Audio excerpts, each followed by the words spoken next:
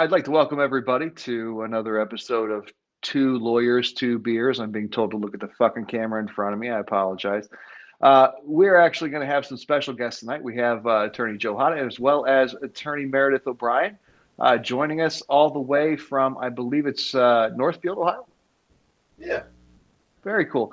And a very, very special guest, the senator, born September the 8th, 1941. The one, the only, Bernie Sanders, here digitally to support all that we're doing. Tawny Eyer is she's out tonight. She's actually doing some home improvements, so it's just going to be me and Meredith and Joe. We're going to be talking about some interesting stuff. It's been a while since we've had one of these podcasts, but first of all, Meredith, Joe, I want you guys to introduce yourselves to our audience.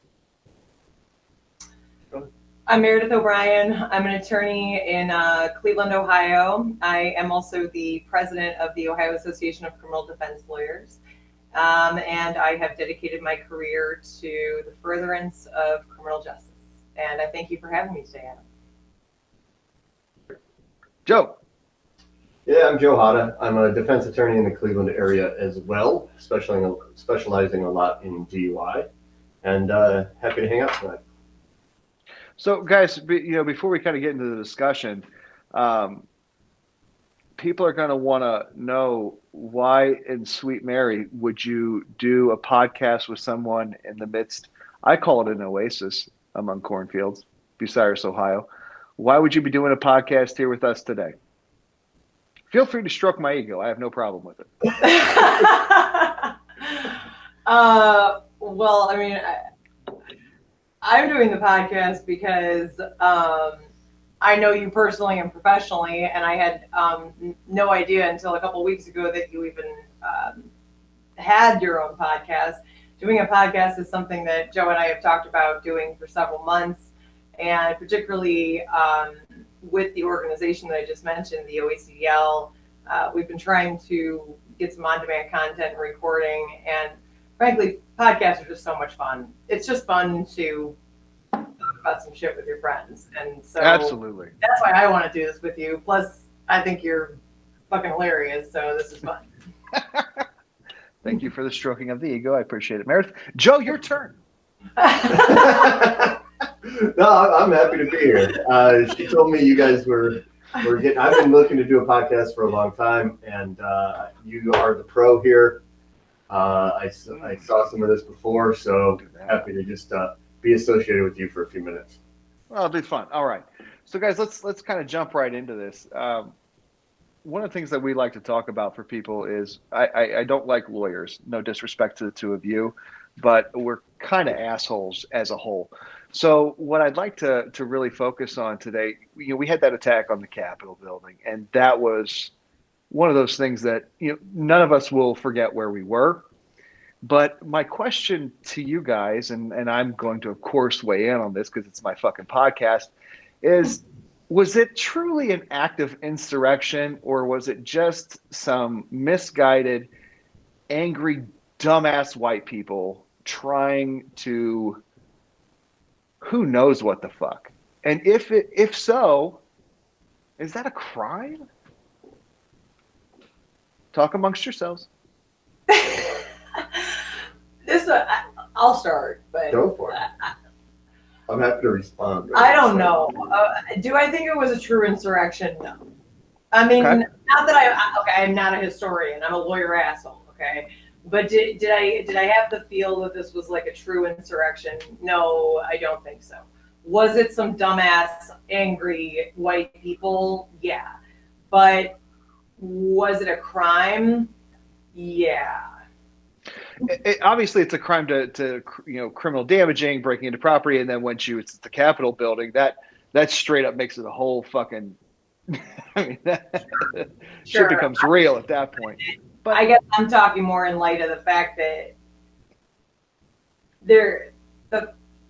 maybe there's more than one crime here. Maybe I'm going beyond what your question is, but I'm talking in light of the fact that had those individuals not been white, there would have been tear gas immediately, arrests immediately. I don't know, beatings in the street. I mean, I don't know, but way more violent. And so, yes, I think that maybe there's more than one level of crime here. But Stop for a second, Meredith. I want to ask you when you say that there was more than one level of crime. Obviously, there are several counts of crime, but I think if I'm hearing you correctly, you're talking about not just crimes that we can charge people for, but crimes that strike against the very purpose of the law, that concept of equal protection.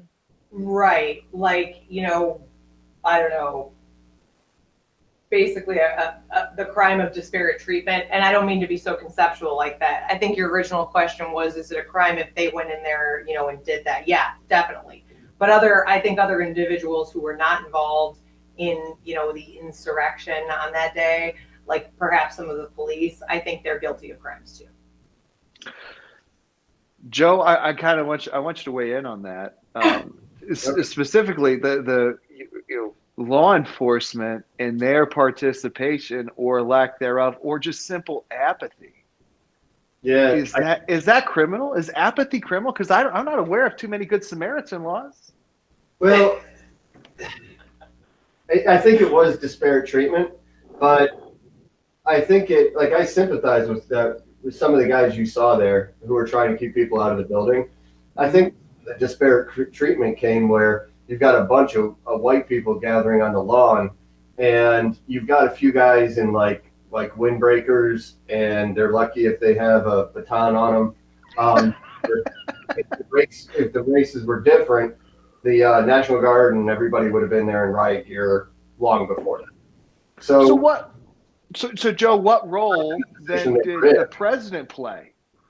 What's that? Everybody wants to blame that shit on Donald Trump, including me. Believe me, including me. But what role did he play?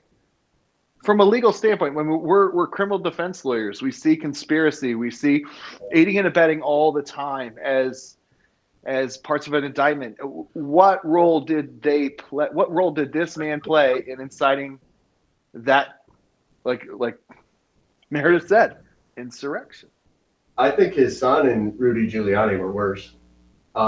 If you listen to his comments, I mean, they weren't good, but I don't know that they went far enough.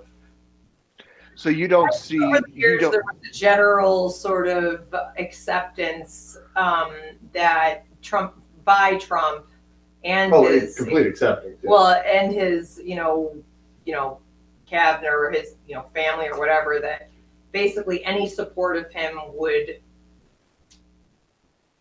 then get his support. So I think people felt emboldened and basically protected because they trusted sort of Trump to, even if it was egregious, sort of like stick up for them and, kind of, justify whatever they were doing. And so I don't know exactly, the crime. I had to look at the elements for inducing panic or inciting, but I'm not sure. I'm not sure if there's a real crime, frankly. It's just so prima facially wrong on its face. It's almost like it doesn't fucking matter. You're actually absolutely right about their expectations. I mean, the people who were sitting there charged right after this, they were asking for pardons in the last days of his administration, saying, "Look, we did this because this is what we thought you wanted," and they were left holding the bag there. He didn't jump in. Well, I don't know what he could really do at that point. Well, the man said, let us walk down to the Capitol. And what does he do? He hides his cowardice ass in the White House, maybe. Who knows? He could have been in fucking Florida by that time. He was enjoying it the whole time. And he didn't call in extra security. He didn't call a National Guard. Would that fall, Joe and Meredith? Would that fall within dereliction of duty? You're a fucking president. Yeah. You're not one of. It's not Chris and I. My producer Chris. It's not us. It's not you two. Yeah. The goddamn president of the United States. Come on, let's take a minute. Right. Yeah, you got the senator from Maryland calling the governor in Maryland saying, "Hey, can't you send over the National Guard?" Right. Governor's going, I'd love to, but somebody's got to give me the order. Trump didn't do it. Pence didn't do it. Some secretary's assistant or something like that was the one who finally said, yeah, come. And the governor was like, well, I mean, this isn't normal, but I'll take whatever permission I can get. And then he sent the National Guard. So I want to take a step back from that, because I mean, I think all of that portion of the argument is well, it's solid. It's been spoken to. I want to take it back to like trial practice and what we do. How does any of us, in the course of when we are persuading a jury, because quite frankly, what Trump and his family did leading up to that was persuading a crowd of strangers, right? Right. To do something that I think the vast majority of those people would not generally do. And a lot of our job falls in that same category. At what point, what rhetoric, what method did Trump use that you find that you can use in your own practice, if any? Because it worked. It's tribalism. It worked. It's us versus them. It's that tribalism. That's what they talk about in Voltaire all the time, building your tribe. That group dynamics. Dynamics, exactly. And I think he played a lot on emotion, and he did a very good job of identifying the bad guy, blaming the bad guy for which was the bad guy here? Was it Mike Pence? Was the bad guy? Who was the bad guy? Just He was one of them. Democrats. Like, he said, he just said, "You're with me. They're bad. If you're with them, like, basically you can blame them for all your problems and stick with me because I'll fix all your problems." And I guess in terms of I'm thinking about it through a trial practice, like, I guess I would try to, if I was going to take anything positive from that, just say, like, stick with me. I'm going to be fair to you. I'm going to be honest with you. These people have lied to you. Because I think Meredith, I don't want to interrupt you, but I'm going to, because I'm a cock. What I'm saying to you is, these are people who, for the last 4 years, he has screwed over financially. He has fucked an economy. He has taken COVID-19, acted like it didn't exist, let loved ones die, more so than our 20-year occupation of Vietnam, and still convinced a mighty horde of people to storm our fucking Capitol. How the hell, what rhetorically did he do that put those people in that kind of mindset? Into what anger did he tap that we as lawyers can tap into? Sadly. I don't fucking know, because I don't want to practice like that. Like, I argue what I believe in. I'm not asking you. No. Meredith, don't dodge that question. That's bullshit. That's bullshit. Question. All right, and Joe, you're next. Meredith, what is it about that ability when you have screwed over these people with whom you're having this conversation, this dialogue? At what point can you overcome their ignorance, or actually take advantage of their ignorance? Well, it's do what he did.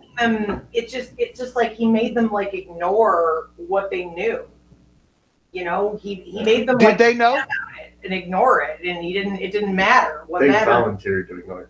I think part of the problem is, like, how many people we have, because it is a little bit different in our practice. If you think about, all right, you have 40 people in a veneer, and maybe 2 of them are going to be lunatics enough to buy into something like that. And then if you get them in the top 12, then if they're lunatics in your way, the prosecutor's probably going to bump them. But I mean, I think in our practice, we don't get to serve to that few people the way he did. And I think there's I think certainly we had a lot of support on the media too. I think the media had a lot to do with this. What was that documentary that came out this year that was about just about basically like don't go on social media anymore because you can't tell what's real. I think the social dilemma. Yeah. Okay. Yeah. Yeah, that did make me shut off every notification on my phone, by the way.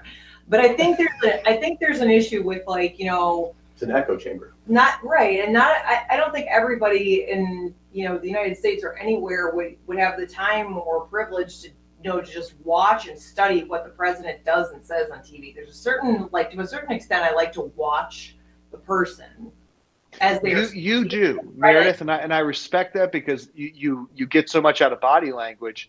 But we had a president who was looking at, he communicated almost exclusively through Twitter. I know, and then but then if you read whatever's on the internet, there's just as much that supports him and basically says that any critic of him is lying. I just think it's confused. I think people were confused. Or still are confused. I'm confused. I'll say that. I'm very confused. I remain confused. So my next, and I'm going to try to stick to the topic, but let's just be honest, we're not going to do that. So there you go. Thanks, Joe. And cheers, Meredith, my friend. All right. Well, obviously we swore in a new president who's been around for a really long fucking time.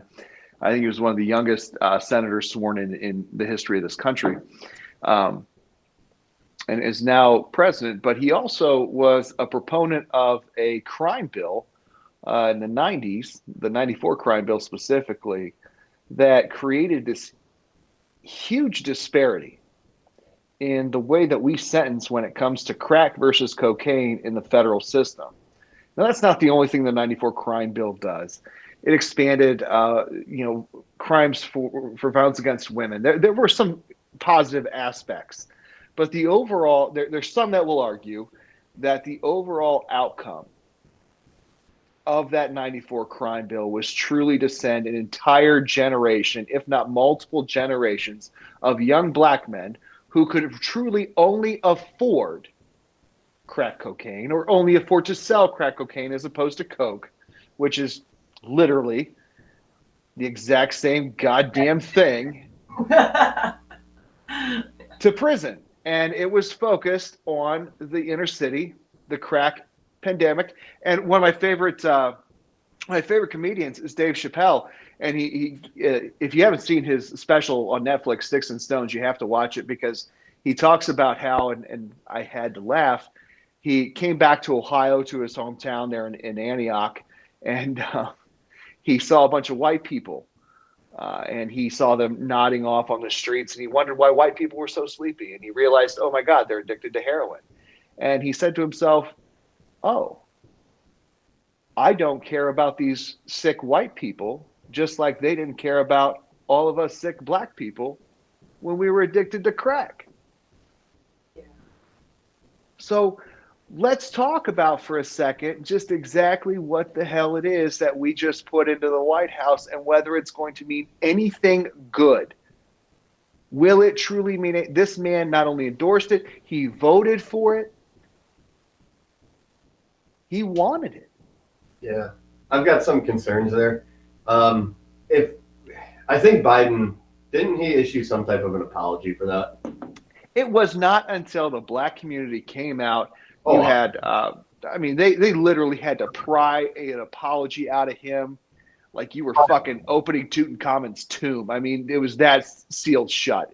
So you've got, I didn't hear it, so I'm glad that you gave me some more information on it, 'cause I didn't know. But Kamala Harris terrifies me. Prosecutor. For what she did as a prosecutor. Thank you. Me too.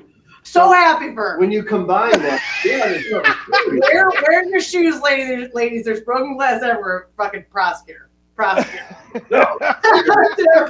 A prosecutor who's like, right? Who was like a major prosecutor. Possibly prove your absolute innocence.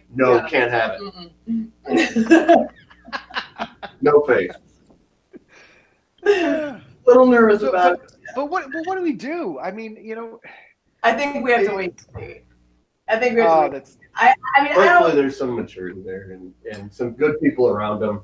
Yeah. I mean, he was there with Obama, and Obama issued a bunch of pardons and commutations, something like 1,900 of them. And I think a Obama lot. also killed someone with a drone without due process of law, an American citizen. I know, but I was trying to relate it back to the '94 crime bill. What we did in our drone. You're praising a president. You're praising a president who literally shit on everything we stand for as criminal lawyers. I'm talking about adjusting and commutating improper sentencing. That's what I was trying to. I'm not saying that the drone thing was by any means correct. I was trying to be very narrow. I don't endorse. So the he drone. fucked up this, but he made it up over here. The drone thing was the problem. The drone thing. No, I'm playing with you. You're saying. I apologize. He's not taking his advice from Kim Kardashian. I mean, right? It's something positive. Adam, I think Kim had some very good points. So did Kanye.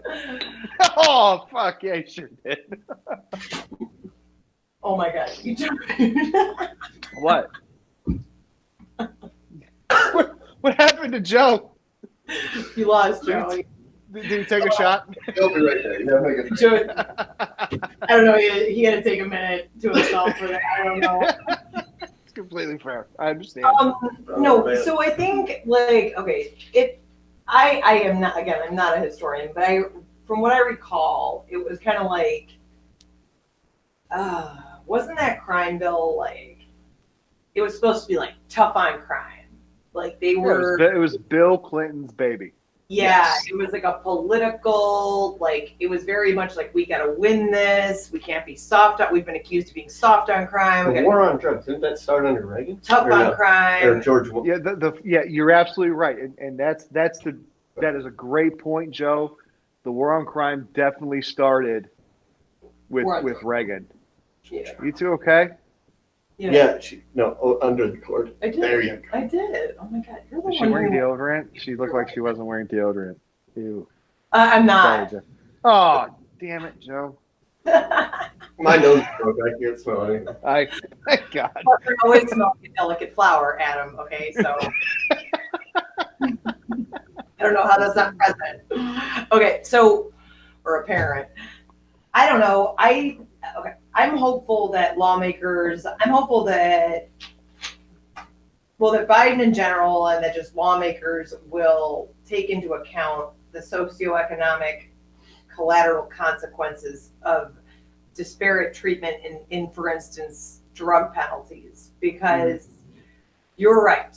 Cocaine, the rich white people drug, was in a different category or is still is. It's a different category than crack. And I'm hopeful that as a society in the past 30 years, we have been able to put people with big enough, loud enough voices to say, to identify when something like that is going to make such a disparate impact on the communities. That's what I don't know. Maybe I'm just being an optimist, but I'm hopeful for that. That's fair, and then I think the research certainly supports what you're saying, but lawmakers generally don't really give much of a fuck, right? They want to get votes, so it's all about like what the public thinks. Being soft on crime was a good one. And but the public would need to know that being soft on. I think the public knows more now, but the public needs to understand what the collateral consequences could be by these different sentences or ranges of sentences for drugs, because drugs affect different communities differently, So it's important and relevant to look at sort of we all need data, right? There's no confidence in decisions without data. And I think it's important to look at the statistics and data regarding, like the drugs that are found in certain, in any community, and, make a determination as to how to sentence after that. So, all right, let's take that a step further. We now know, and we now at least accept, because it affects white people, that drug addiction is a disease. It's a legitimate disease. We didn't really truly accept that until the opioid epidemic. I don't see, pharmaceutical companies or anybody being sued over crack cocaine, or I mean, who would you sue? But the point is, the pharmaceutical companies are being sued over opioids and their disbursement among doctors, and doctors being pushed, and all of that. We're finally seeing it as a truly medical and mental health issue. So I want to get both of your impressions on that litigation and those settlements. Do you think they mean shit? We've seen billions of dollars being paid out to victims of people who are being overprescribed, especially in the Northern District. I think it was Judge Gwynn up in Cleveland who managed that massive fucking lawsuit against the pharmaceutical companies in the opioid cases. But do you think that's enough? I mean, how many?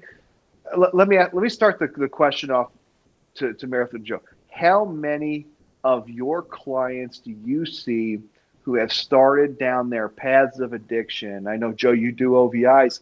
OVIs can include being fucked up on Oxy or something like that, just as easy it can be a beer. All right. So how many do you see that deal with that issue?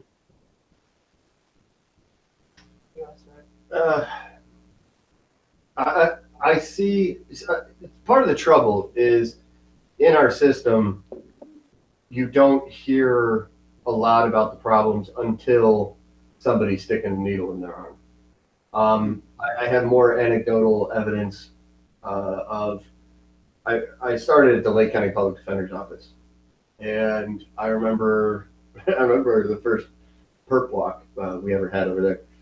We rounded up a ton of people who were buying too much pseudoephedrine. But it was meth and heroin were the problems. And there was we had a client who was a collegiate athlete. I suffered an injury. I don't know if it was on the field or in a car accident, but it definitely started with being prescription based. And then it developed into heroin and eventually caused his death. I think that I see it, but I can't tell you how many of those started with a legitimate prescription versus just somebody trying to get high. That's tough for me to tell you. And maybe I asked that question in the wrong fashion, but how often? And we'll just talk about addiction across the board, because next week we're going to be welcoming, and you're both are absolutely welcome back. I hope you do, because the young lady we have that's coming in, she was an addict, and she is recovering. She's on a mission to try and help other people, and we love those people. We love people who are trying to come back.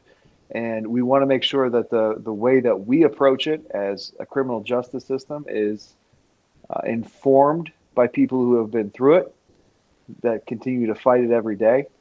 But how many of those people that you deal with, Meredith specifically, since I think you have a little bit of a broader, Joe, you really have a nice niche with OVI. I mean, how many people that walk through your door? I mean, I've had to yell at people in my own office, get your fucking needles out of my goddamn driveway. Get out of my parking lot. How many times have you? I haven't had that. That's Stop nodding off on my table. I know that's shitty to say. Yeah, I'm up here. Right. Eyes here. So, like, at what point do we find that is truly a mental health issue? Well, all right. So, okay. So to your first question about how many people do I see? Honestly, not very in. All right. So I've been a public defender twice, and I've been in private practice twice. Public defender, yes, I've seen it more. Okay, but in private practice, I've seen it less, but I've seen it. It's probably I don't know, maybe like 10% of the time where I know that someone who I'm meeting with is, under the influence or high, or, is coming in because they're addicted to, a scheduled drug that they were not originally prescribed, but they were originally prescribed something for pain, and it's become, a criminal possession issue. I would say like 10% of my clients in private practice would have that. Much, much more at the public defender offices. However, to your second question about how much is it about mental health, I think it's extremely linked to mental health because I believe that, and I'm someone who's been prescribed medication before, okay? Like, for anxiety or for any sort of mental health issues. I'm not saying I'm a psychopath, although I'm not saying Meredith, I'm with you. You've got an advocate here. I will talk mental health. I will talk. You got you got depressive. You got an anxiety issue right here. I'm with you. 110%. I'm with you. But I very, very much believe, at least based on my own personal experience and then my reflection with my medical professional. I've seen the same doctor for the past 11 years. Like, I mean, we're cool, we're chill. Like, I had one problem and I was like, I fucking need your ass, and she was like, okay, and then we were cool forever.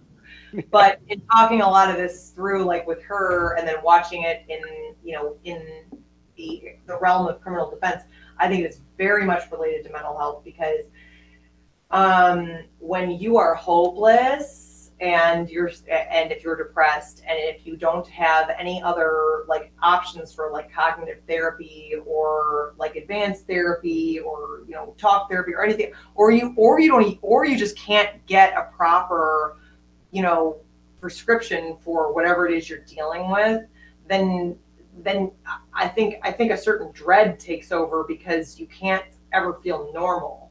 So then I think people do result in abusing, and then sometimes needing to sell drugs. I swear I just saw this in the news recently about it specifically being linked to COVID, about how people weren't able to see their doctors and they were just over the phone saying, "Oh, we'll adjust your medication. And now it's how that now is causing a huge mental health crisis in the United States because during the COVID era. Well, in COVID, everybody, as far as I understand, in COVID, psychologists, psychiatrists mostly went to telehealth. Exactly. So you couldn't see people in person anymore, which I really think is going to be an interesting phenomenon for all of us to discuss someday. But yeah, like telehealth is cool. Like, we're on a screen. It's like Zoom, but how can you really get a sense for, how can the doctor really know or really, I would, it's not their fault. I'm not putting blame on anybody, but I would have a hard time believing that, that giving an accurate diagnosis, wouldn't be more beneficial in person than it would be like through a screen. I think you need to see and feel people and kind of be with them in a room. I see a benefit to that. But anyway, to answer your question, Adam, I think that substance abuse in general is very much linked to mental health, and I would love for legislation to keep acknowledging that, because I think we're on that right path. I love that there are drug courts. I think those are beautiful things. I think they can do really good things for people. I think that, while crimes may be committed by people who, either possess or sort of sell illegal drugs, like it wouldn't necessarily need to be like that for them if they could just get the proper treatment. And I think that I appreciate, our state courts, our county courts for acknowledging this a community problem and trying to, within its jurisdiction, help, because I think ultimately it's a good thing. So Meredith, you mentioned early on that you were the president of OACDL. Yeah. What efforts, coming back at you, what efforts does OACDL take in terms of, noting the very obvious correlation between addiction and mental health? And what is OACDL, if anything at this point, working to do to start pushing that legislative agenda?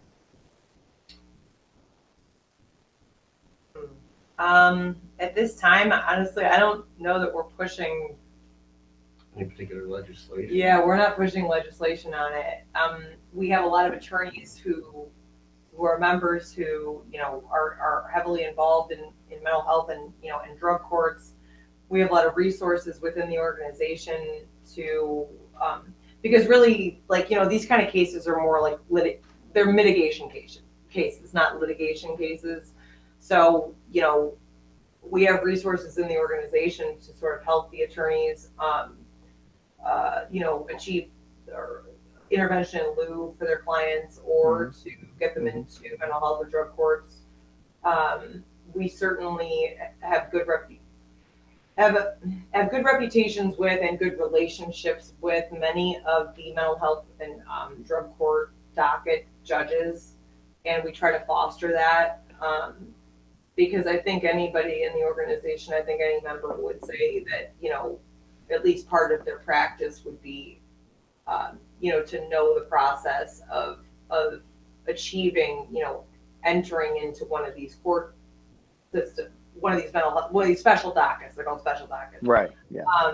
And you need to know how to do that, or else you're really not able to provide the best services for your client, because it's like, if you don't even know it, because not everybody's accepted into these special dockets. Like, a lot of them, I don't want to say that they're competitive, but there's significant assessments and screenings and sort of psychological evaluations that go into all this, like, and a lot of these courts have diagnostic clinics. I mean, we take time to provide resources for our attorneys and for our members, but I can't say that we're pushing any legislation at the moment. But you absolutely do provide a lot. And for any lawyer that is listening to this, if you're not a member, especially if you're in Ohio and you're not a member of the Ohio Association of Criminal Defense Lawyers, you're not only doing yourself a disservice, you're doing your clients a disservice, because this is the greatest organization for criminal defense lawyers in this state. And I would argue that we have one of the strongest in the country in terms of our affiliates to the National Association of Criminal Defense Lawyers. But you bring up a good point, Joe. You segued that into this COVID. I mean, we're still dealing with trying cases with masks on, and I can't go to courtrooms too much these days. Can't. Yeah, hey Chris, have a beer. I can't get into courtrooms too many times these days without people asking me about the coronavirus and some shit I wrote. Some shit I did. You got article. I mean, honestly, yeah, and you had some fucking drama last spring. Woo! Yeah, I sure did. For like, why are you? But I will say it was my distinct pleasure to assist in that, because that was fucked up. You guys were awesome. You guys were That was awesome. fucked up, Adam. The organization was cool. amazing. That It was fucked not up. cool. I agree with I you. was like, how are you driving down there right now? You were like, I don't know. I really didn't. I was like, I don't know what I would fucking be doing. That call came at like 7:50 in the morning. All right, so the backstory to this is, I was the day before we had tried to voir dire a jury. We tried the jury selection. We tried jury selection, and it went so badly. My client started showing signs of coronavirus. His temperature spiked. We had to literally carry the man out of the courtroom, and I was in that weird position where I can't go forward. I had a quarantine order from my doctor. He had a quarantine order from his doctor, and the judge is saying show up. So you moved to continue it twice. Right. You were writing. Guys, that your client was out of your client was not in pretrial incarceration. No. Can we just not? Oh, and by the way, I mean, correct me if I'm wrong. Maybe I'm being mouthy. The current government order that was in place, literally said you can't gather like this. This isn't. Yeah. The governor's order. There were so many M2s in there. It was awful. It was awful. How were you guys doing at Supreme Court time when the judge did this? It was told. Everything was told.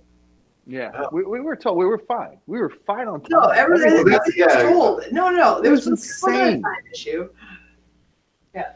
Wow. So anyway, I don't speak as much on COVID as I used to. I get in some trouble. I've made my mark on COVID. I'm Adam Stone.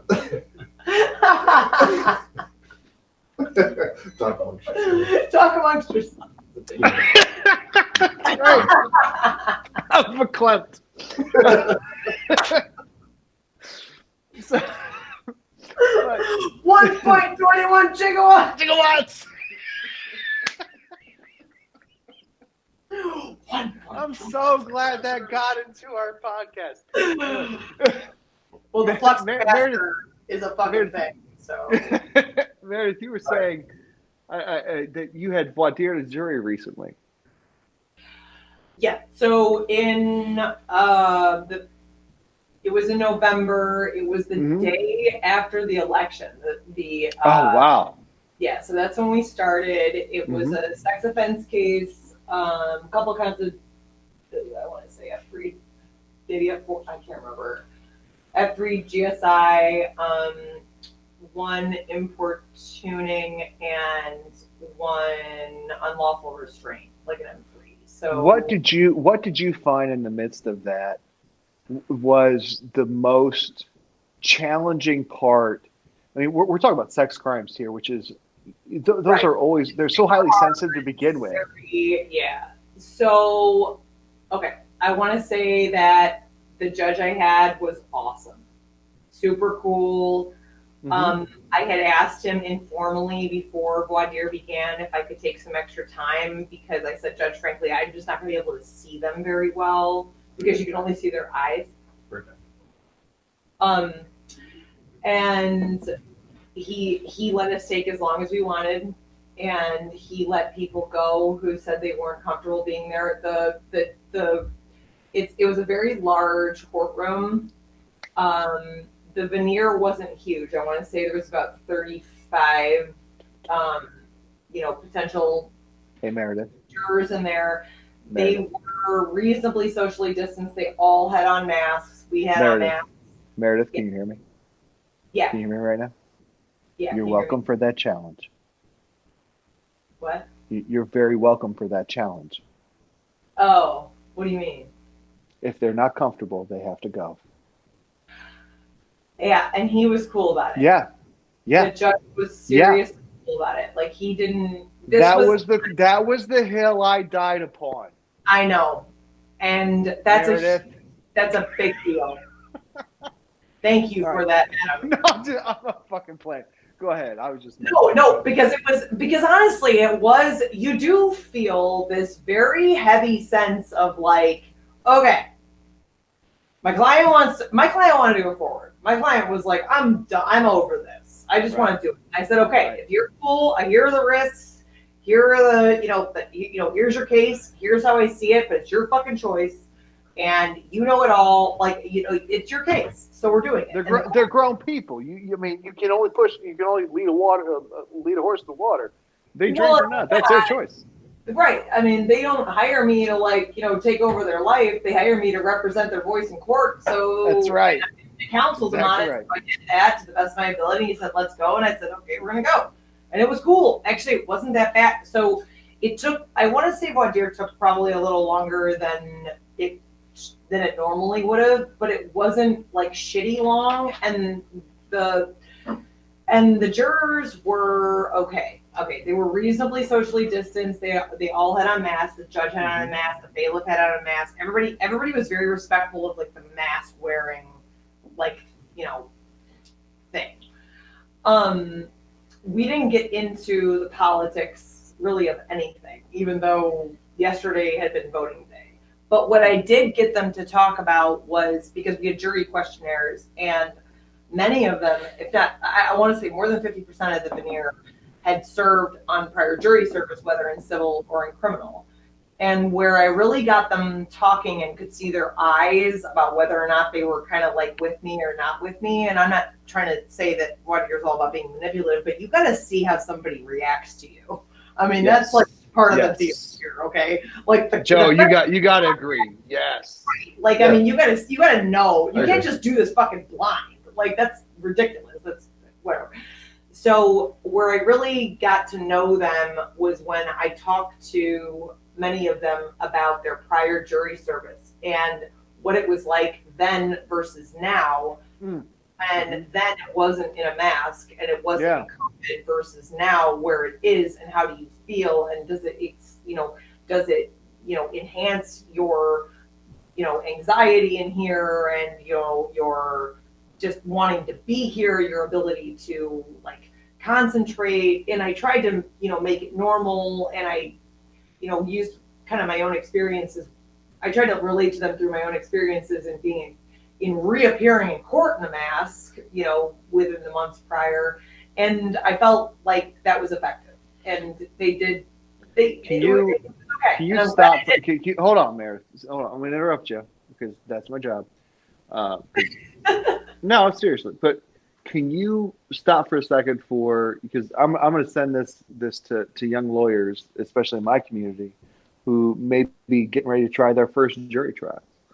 Can you talk to me about how you were able to meet those jurors at that place where they felt comfortable to tell you about that experience and get them comfortable with being in that trial? Okay, so I'm going to be completely honest with you. I spent several weeks prepping this. Absolutely, of course. I wouldn't normally spend that much time prepping voir dire. You have to now. The case was not that big, okay? Like, Adam, the discovery file was this big. I mean, this was like not the case of fucking century. Like, it was the judge 29'd one of the 4 counts, okay? So that's where we were, and was trying to tell me to keep going, even though I had to ask for a mistrial because it was a horrifying Brady violation and I couldn't waive it. It was telling me to keep going because I was going to. Because you're winning. We're winning. Okay. Yeah. But I spent. Rocky, keep hitting. Yeah, sure. All right. But I couldn't waive that. Okay, you can't. No, you cannot. No, it's too big to waive. When one of the people, I can't. I don't want to get into this. I don't want to deal with whatever, like privacy or whatever, but like or privilege. Okay, so I spent several weeks like literally imagining it out, and I actually bought myself 2. And I know this is stupid, but I went to Micro Center and I bought myself 2 fake microphones. And I would practice in front of like a large mirror, and I would practice in front of my favorite outfits, such as I have on now, but also in front of like when I was wearing suits. And I would literally practice with a mask on. And even though I didn't know if I was going to have a microphone in that court, sometimes you do, because sometimes these courts lately have been sort of like taking voir dire to like a hotel. And if it's a big case, they have, the whole veneer and the big conference room, and you have to use a mic. So I wasn't sure whether or not I would have to feel comfortable using a mic, and I just needed to know that I needed to feel comfortable. So part of it was that I weirdly prepped by myself for 3 weeks about the stuff I wanted to talk to them about. Not necessarily exactly memorizing phrases or anything I wanted to say to them. That's not it. It was just getting comfortable with myself with a mask, in a suit, or in any, with a mic maybe. But then when I got their questionnaires is when I realized, okay, I can actually kind of ask them to compare and contrast, and what prior jury service was like, and then I asked them to, when they said, yeah, everyone admitted, every single juror said, yeah, now's worse. In the mask, worse. And then I asked them to I asked them to relate it to me. And I said, I agree with you. It's worse for me too. Can you imagine how scared I am? I can't even see you. And almost everyone, actually, that's what got the most discussion. Everyone said, yeah, of course we can understand that. And so I kind of tried to transition that into, so if there's other awkward parts in the trial, you have to understand, we have different rules now. All the attorneys are trying to get used to them. The judge right here is awesome. He's trying to get used to everything. We're all trying to do things by the rules. Everything is terrifying because, and especially for me, but don't make it about me, but for my clients, there you go. Yeah. Because it's terrifying that we don't know what to expect, but you don't know what to expect. So can we all just bear with each other and get through it? And they were cool with that. They're receptive to it. Joe, have you had in that DUI realm? Have you had an opportunity? Because I've always found, and I don't do a ton of DUIs. I do enough to keep me up to date on what the hell's going on, but I'm certainly not at the level you are. But can you tell me, have you changed your approach to these cases going to trial because of COVID? And if so, how have you changed? In some sense, no, because I've set a few trials and the judges have said, yeah, it'll be sometime in 2021. We'll let you know. It was even sketchy about whether or not we were going to have a motion to suppress hearing. So I think that maybe it's just me getting lucky with a few particular judges, but they haven't pushed my calendar the way they might in felony land. But it has changed. I mean, there's certain aspects of a DUI where my clients have come to me and refused the breath test and have been skeptical about whether or not they want to put their lips on something during COVID. That's a problem. Also, Ohio State Highway Patrol was sometimes just not offering breath tests and just not doing ALSs. Yeah, I've noticed that too. That's incredible. But yeah, Joe, it was incredible. I want to ask you hypothetically, if judge sets a jury trial for you coming up and 2 weeks away, does COVID affect? Obviously affects the trial and the way things are laid out. I know that shit. But your approach and how you're going to defend your client, does it affect your voir dire? What aspects of the trial does it affect from an OVI standpoint? I mean, outside of the same way it would affect every trial, particular to DUI cases. Your cases are so specialized, Joe. Yeah. They're so specialized. So that's why I think they're so scientific. It makes me nauseous. Okay, I hate science. All right, and it's all this scientific horse shit about deep breath air and what the fuck? I either drank it. Shut up, Chris. I'll give you a beer. Open your beer. Alveolar. Right. Thank you. Yeah. It's so. there has to be a certain amount of things that these jurors have to understand and comprehend that that I don't think that you get unless you're in a murder trial and we're cross-examining a forensic pathologist. We don't get into that much science.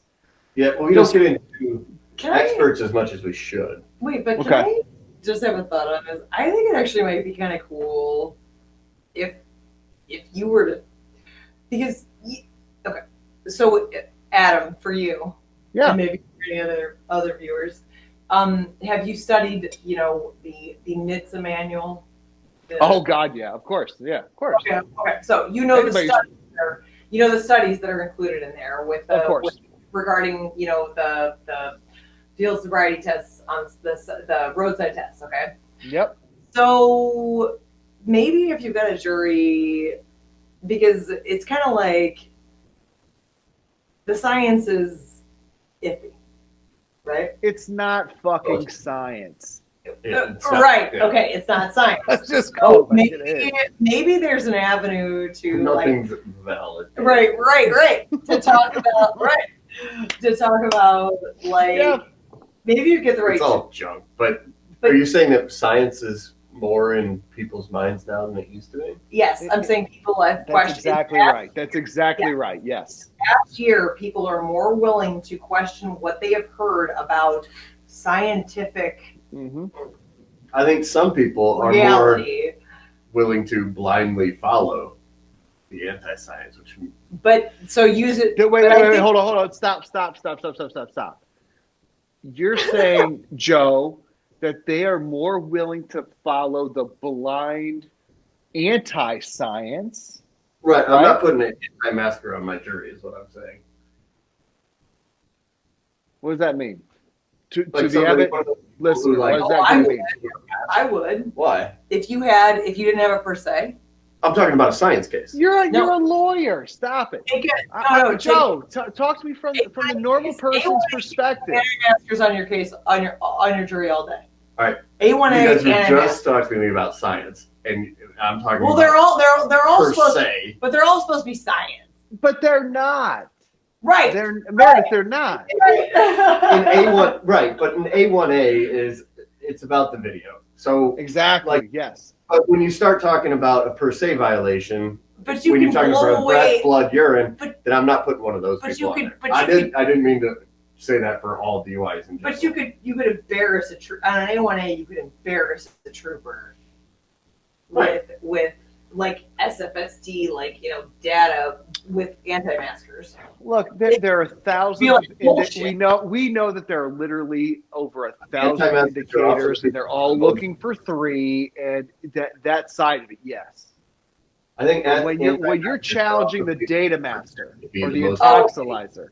Sorry. Okay. All right. You're challenging the true science, because there is nothing objective about standard field sobriety tests. If all you have are standard field sobriety tests, every lawyer who knows how to cross-examine a fucking mouse should be salivating.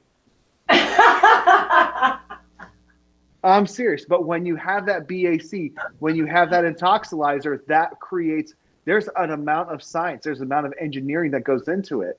And what you were just talking about, Joe, is this idea that there are some people who will blindly follow false science. And especially they blindly following somebody with a badge. Because blue lives matter? Right. Also, the same people who refuse to wear a mask are those people. So are you looking for that? Are you looking for that in your jury selection? I'm for 4 cause challenges, yes. Okay. Yeah. What are you doing? And you haven't had, from what I've heard, you haven't had to do it yet. But what are you doing to pull them for cause? Because we're not wasting preemptories on those people. That's for damn sure. I haven't done it yet, but I've thought about this recently. Mm-hmm. In terms of, I mean, have you ever pulled prior to a jury trial? Do you get questionnaires prior to a jury? It depends on the jurisdiction, but generally, yes. I mean, we'll do Facebook and we'll do social media. Names, right? Yeah. Do you ever look up what their political party and how often they vote? Yes, absolutely. right? Yes. That might say something. So, I mean, given the opportunity. Joe, we're in a podcast. Come on now, tell people what it's going to say. What does it say about it? It's going to say one what their political party is, and you can generalize about their ideals, and then how often they vote can tell you how entrenched they lose correlation, but how entrenched they are in their ideals, in those like stereotypical party lines. So if we, and I'm going to jump back to a broader question now. So if we as a country and as individuals completely defined ourselves by our political party and allegiance? I'm sorry, I put my foot on the headphone cord. What'd you say? Have we, with that statement and our ability to learn so much from someone's political allegiance, how many times they vote, and for whom they vote, have we determined that our identity as individual Americans are wrapped up in who we voted for in the last election? No, I don't think it's you have to generalize. That's Easy, it. Joe. Right. We have to generalize. We don't have another. If I'm looking at this person, and if I hear something otherwise than the conclusions I draw from their voting record, then I'm open to it. But I'm gonna like if you. But if Joe, you know as well as I do when we're in voir dire, you don't know whether that guy is looking at your client and saying, "I want him." Right. I want him. I want him to go to jail because he stands. So I'm going to say what I need to say, what this guy needs to hear. So what do you rely more on, the voir dire or the prior record?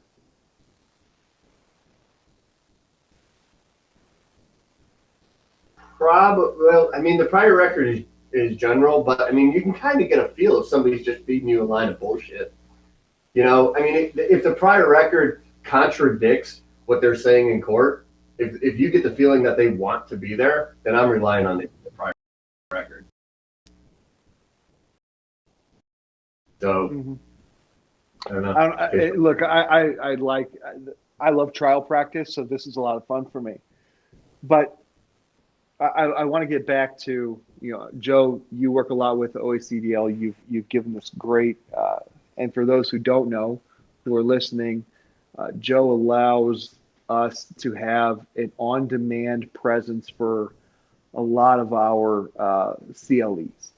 And if you're a young lawyer and you're not a member, you should be. If you want to know how to be, give one of us a call. You can Google us, whatever the hell it is, and find out. Just get a hold of us. We will get you where you need to be. Careful if you Google me. You may need to give my and Meredith, before we leave here, before we're done for the night, you are definitely going to give your contact info. Okay. Okay. But I think. Chris is gonna. Our producer Chris is gonna make sure that he puts the appropriate contact information for you. At the end of the broadcast here, and we may put it in throughout as we edit this down. But with this practice update, what I know what OACDL's response was when COVID hit because I was directly involved in that. Yes, you were ground zero. Yeah, thank God. Ground zero. Really excited. Where's my beer? Yeah, there it is. All right. I put my cardigan back on for you, Adam. Yeah, I really appreciate it. You try to call that a leather jacket? I mean, I thought it's a leather jacket. Honest to God, I thought you were teaching English. Pull over. No, it's a cardigan. But what is our role as an organization? Me, Joe, you, everybody involved. What is our role as an organization? What do you see, Meredith, as your goal as we have to transition everything we learned in law school, in trial practice, in the years of trial practice that we've all gone through to mold around this COVID situation? How do you see us moving forward and being effective? All right. So it's all about the client. Mm-hmm. Okay. It's case specific and it's client specific. I have friends and colleagues are who have clients who have been waiting to go to trial, who are in jail, whose speedy trial rights, are arguably, statutorily and or constitutionally, in question. Mm-hmm. It's all about the client. We have to fight for it both ways. Fight, on the other side of it, like what you were going through, your client was not in jail. There was no reason not to continue that case. Many of us find ourselves in that position where we have clients out of jail, and it would be in their best interest to, postpone their trial, in order for us to ensure their due process rights guaranteed to them in the 6th and 14th Amendments of the United States Constitution and, the 1st and 10th of the Ohio Constitution. I get it. Like, we got to.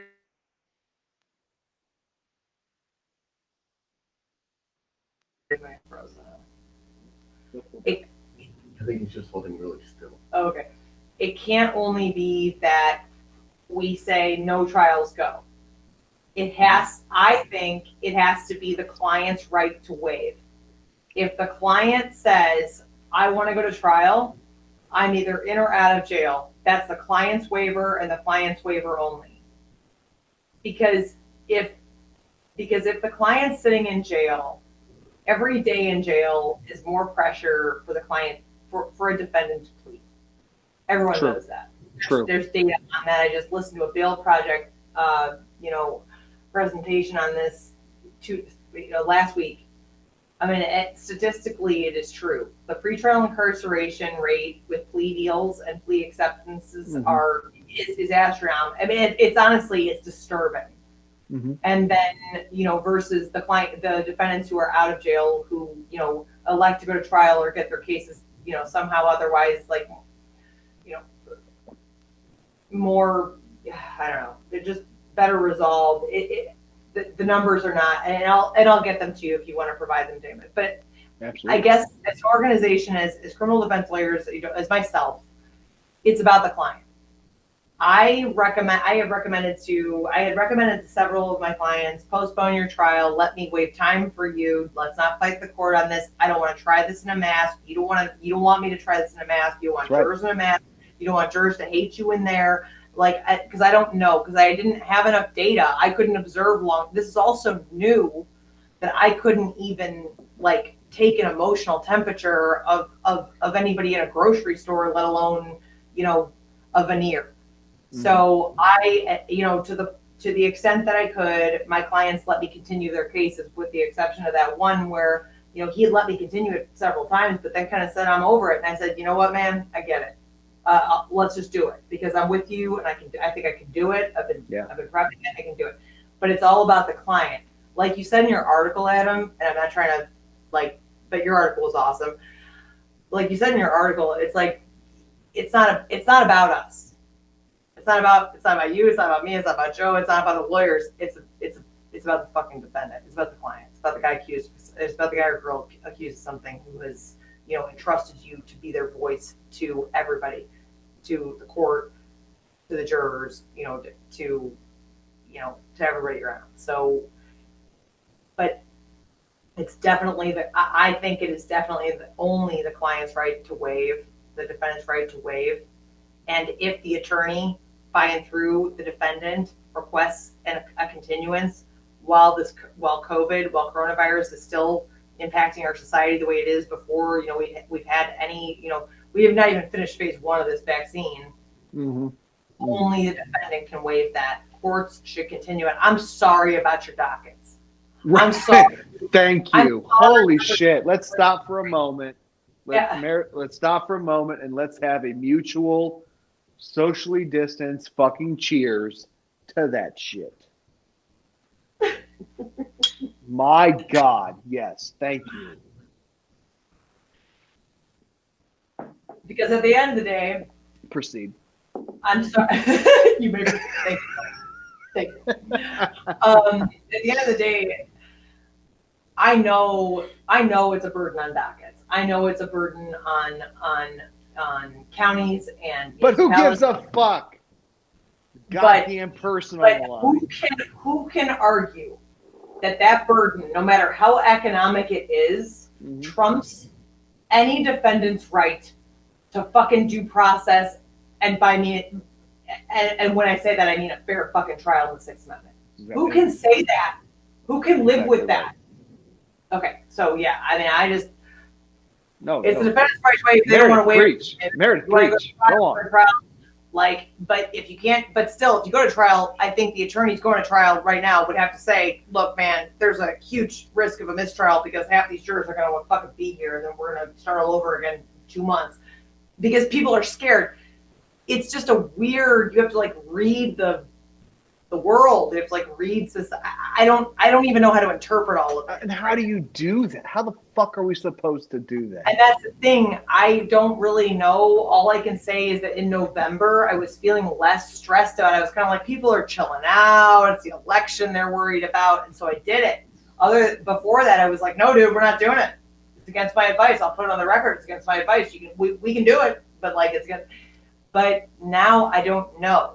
Because but guys, at what point in our profession, and I've only been doing this for 12 years, I don't know how long either of you have been doing it, but at what point have we had to sit back and say, you know what, I need to check the temperature of the nation before I try a simple everyday case? If it's a jury, like, you know what, okay, open hearings on motions to suppress and or, you know, whatever, and or maybe trials, that's a different thing.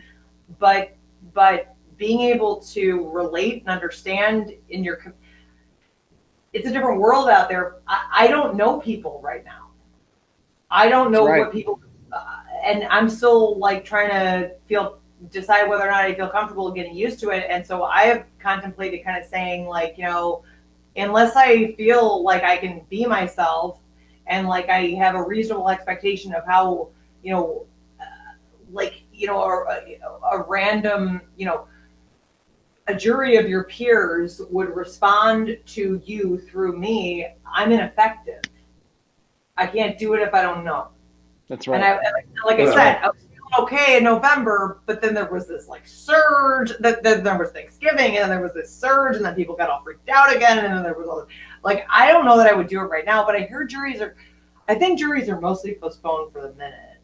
Yeah, that's what I've heard as well. Joe, can you?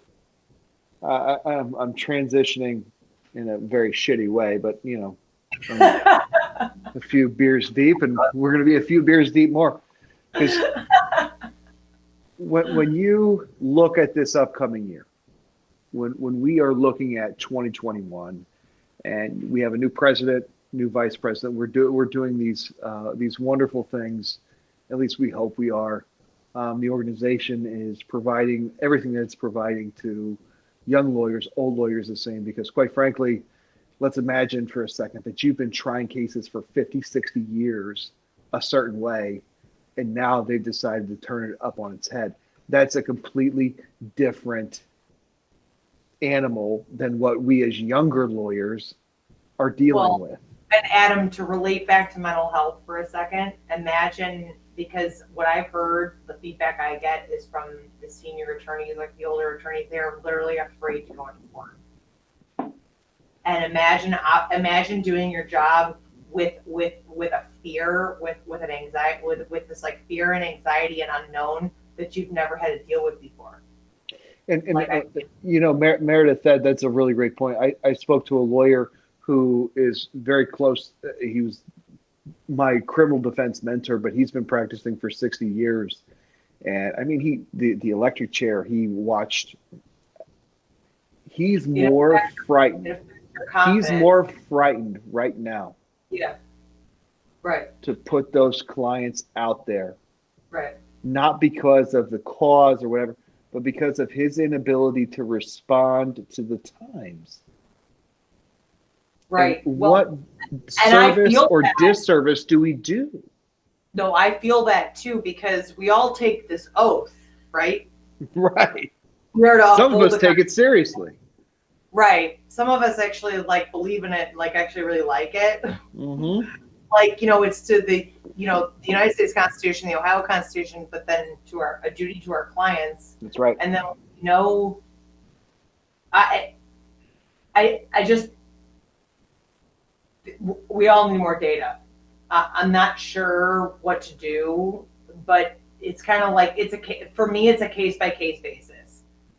If I know my clients, if I know the defendant is not prejudiced at all by a continuance, I have to tell them I really believe we need a continuance. Agreed. If I believe that they are Okay. prejudiced by the continuance, but they are incarcerated, and I have not had that situation, but I know people who do, Mm-hmm. and I have to support that, okay, because of what we talked about earlier, where it's not right to hold people because if they want to go, they want to go.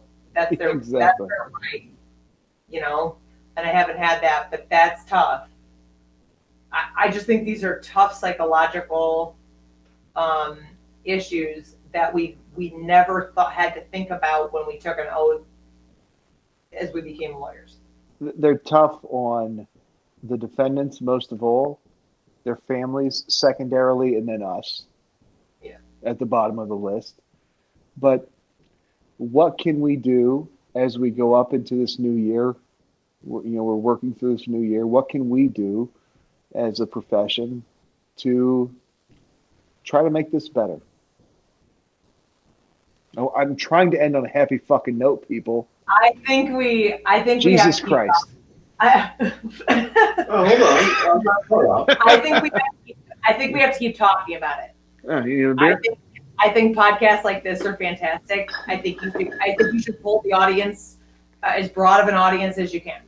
I think we have to keep talking about it. I think it has to be an open space, Mm-hmm. and I think it has to keep going as a conversation, because the most destructive thing is that we don't talk about it. Yeah. And then no one knows where anybody stands. Because I don't know the answer really to what to do yet, other than I think I definitely hold to this defendant's right to waive. But but I really think we should keep talking about it as a community of criminal defense lawyers dedicated to the pursuit of justice. I mean, Joe? yeah, 2021 things are changing. I think we've got a different atmosphere coming from government. I think that what we can do, Biden just did a suggestion that everybody wear masks for 100 days. I mean, they're taking it a little bit more seriously. I think we can, I don't know, I hope we can stall this out, run out the clock, and say, hey, just a little bit longer, then we can get back to normal. Let's just protect people for just a little bit longer, and then hopefully they get the vaccine out and things will return to normal. But I think if it's a matter of trying to preserve this, we have to run out the clock on as much of this as we can. That's fair. I'd like to keep asking attorneys how they feel, like, Yes. and how they perceive their communities to be. Like, if you perceive anxiety in your community, Mm-hmm. or you don't, like because Ohio is so.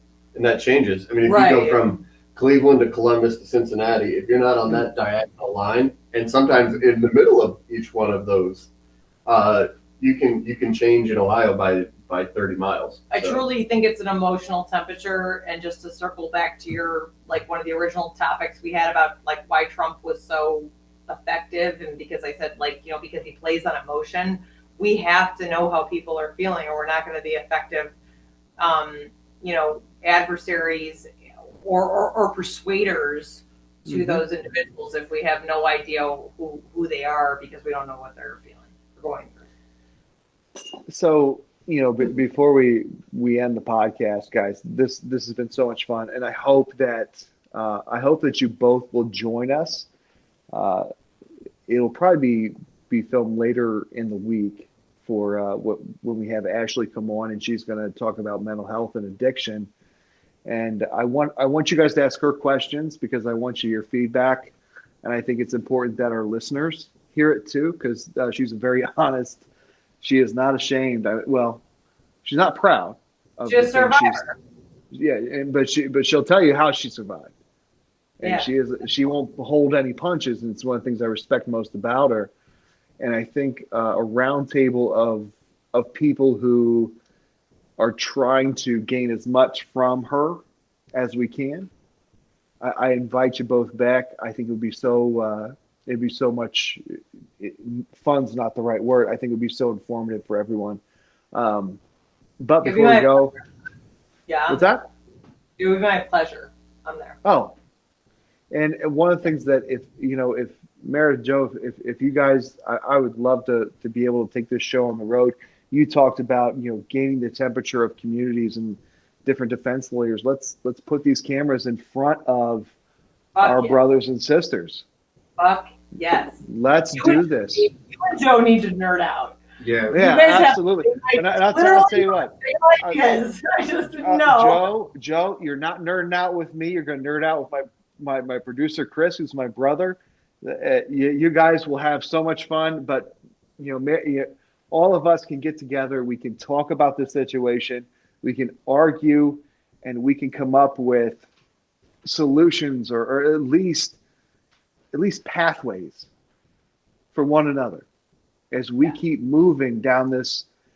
It's been an untrodden path, and I will never forget. I was on Route 42, Meredith, when you called me, and it was about 7:50 in the morning, and you asked me, how the hell are you doing what you're doing? And the simple answer to that was, I had you guys.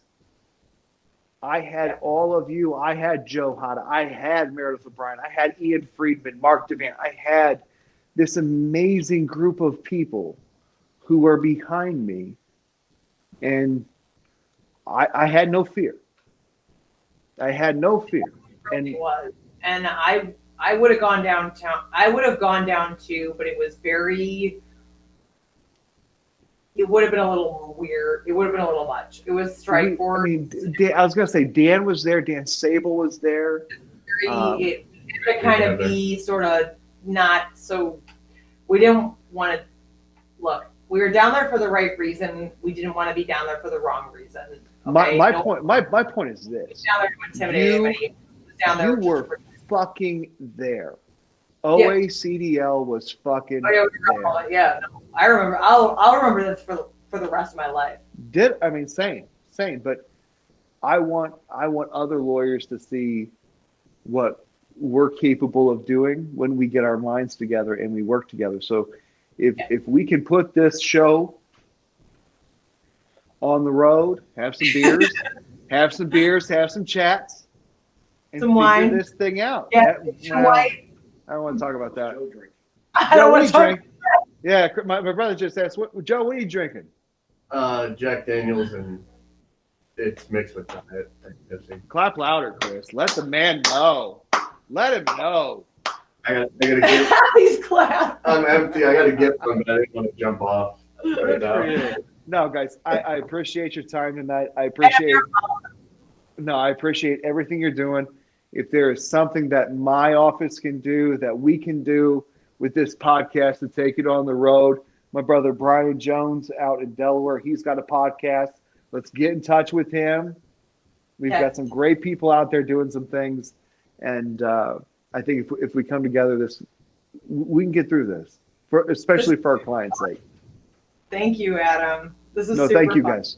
Thank you so much. Thank you all so much. I'm attorney Joe Hada. I'm based in Mayfield Heights, Ohio. I'm at hada-law.com. And the phone number for the office is 440-202-9414. But if you want to reach me by email, joe@hada-law.com.